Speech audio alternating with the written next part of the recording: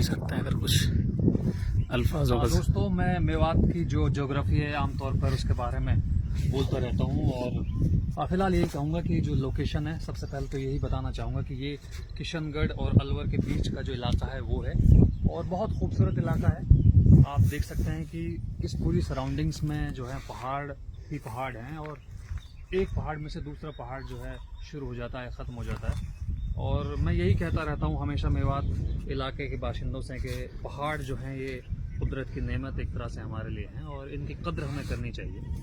और ख़ूबसूरती के लिहाज से तो इस पूरे इलाके में ये चार चांद लगाते ही हैं और साथ ही जो लेज़र एक्टिविटीज़ हैं और जिनके लिए हम हज़ारों या लाखों रुपए खर्च करते हैं और देश के कोने कोने में जाते हैं या विदेश भी जाते हैं बहुत सारे लोग जिनके पास मोहलत होती है या सहूलियतें होती हैं, लेकिन अपने इलाके से आम तौर पे लोग महरूम रहते हैं, अपने इलाके से नावाकिफ़ होते हैं, जानते नहीं हैं। तो मेवात इलाके में बहुत अच्छी अच्छी चीज़ें हैं और उनको हमें अप्रिशिएट करना चाहिए, उनकी कद्र करनी चाहिए।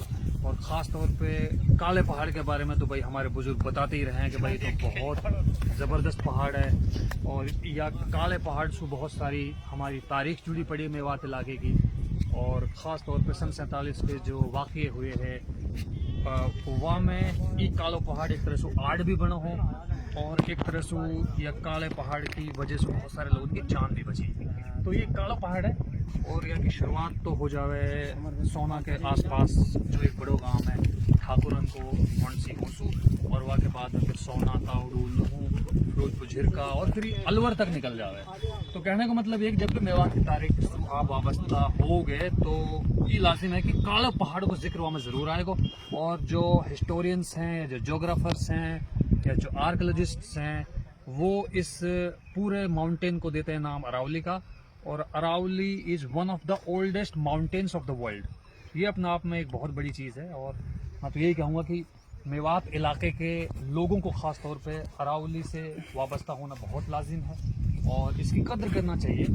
और इसमें तरह तरह के पेड़ हैं और बहुत सारी कहानियाँ हैं। इनफैक्ट अगर आप देखेंगे कि बहुत सारे किस्सों के बारे में आपको पढ़ने को मिलेगा, जैसे मैंने जिक्र किया सन 47 का वाक़यात का। इससे पहले अगर 1932-33 का जो एक देव तहरीक थी या जिसको किसान आंदोलन भी कह सकते हैं, जब अलवर के राजा से पूरा एक संघर्ष हुआ था, स्ट्रगल हुआ था, उसमें बहुत बड़ा रोल प्ले किया था इसी काले पहाड़ ने।